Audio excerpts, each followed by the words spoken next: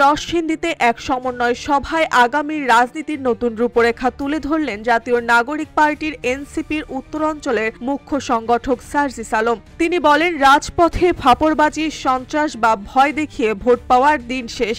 শেখ হাসিনা পালানোর সময় সেই রাজনীতির যুগও শেষ হয়ে গেছে। রোববার নরসিংদী জেলা শিল্পকলা একাডেমির সভাকক্ষে আয়োজিত জেলা সমন্বয়ক সভায় সার্জিস আলম বলেন, এনসিপি যদি নিজের নীতি মেনে চলে এবং অপকর্ম থেকে দূরে থাকে তবে খুব শীঘ্রই নরসিংদীতে সবচেয়ে প্রাসঙ্গিক রাজনৈতিক দলে পরিণত হবে। তিনি আরও বলেন, মানুষ এখন সচেতন, যে নির্যাতন করবে ভোটের দিন সেই শোষকের বিরুদ্ধে ব্যালট বাক্স জবাব দেবে।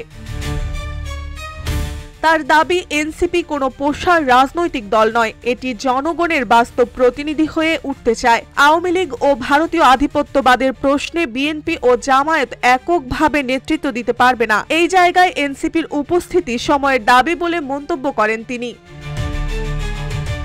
সভায় সভাপতিত্ব করেন এনসিপির জেলা সমন্বয়কারী আওলাদ হোসেন জনি। উপস্থিত ছিলেন যুগ্ম আহ্বায়ক সারোয়ার তুষার, সাংগঠনিক সম্পাদক সাইফুল হায়দার, যুগ্ম মুখ্য সংগঠক আব্দুল আল ফয়সাল সহ কেন্দ্রীয় ও স্থানীয় নেতৃবৃন্দ। সার্জিস আলমের বক্তব্যে উঠে আসে এক নতুন রাজনীতির বার্তা, নীতিনিষ্ঠ, সন্ত্রাসমুক্ত ও জনগণ নির্ভর রাজনীতির স্বপ্ন।